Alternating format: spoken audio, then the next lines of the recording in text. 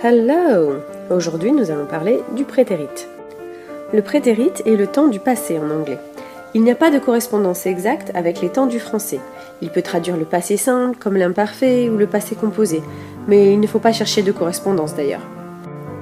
Comme pour le présent simple, pour construire une phrase au prétérit, il te faut connaître l'auxiliaire du prétérit. Cet auxiliaire est did, qui devient didn't à la forme négative.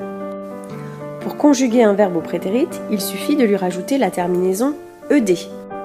Attention, cette terminaison ne se prononce jamais ed, comme dans bed. Ed, en anglais, c'est le diminutif de Edward. La terminaison ed peut se prononcer de 3 manières différentes, soit id, soit t, soit d. Par exemple, pour dire que tu as visité un château, tu diras I visited a castle. Repeat after me. I visited a castle. Ou pour dire que ta maman a arrêté de fumer, tu diras Mommy stopped smoking. À toi maintenant.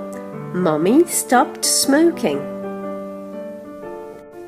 Ou encore pour dire que le train est arrivé à l'heure, tu diras The train arrived on time. Repeat after me. The train arrived on time.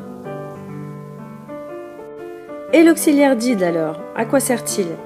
Il va t'aider à construire les phrases négatives et interrogatives. Si tu n'as pas visité de château, tu diras alors I didn't visit a castle. Et pour savoir si ta maman a arrêté de fumer, tu diras alors Did mommy stop smoking?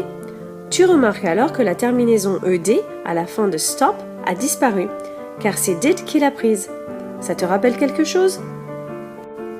Pour résumer, au prétérit, on rajoute la terminaison ed à la fin des verbes. Mais tu auras sans doute entendu parler des verbes irréguliers, et ceux-là vont avoir une toute autre terminaison. Par exemple, le verbe to go devient went. I went to school yesterday. Et il retrouvera sa forme de base à la forme négative avec l'apparition de l'auxiliaire didn't.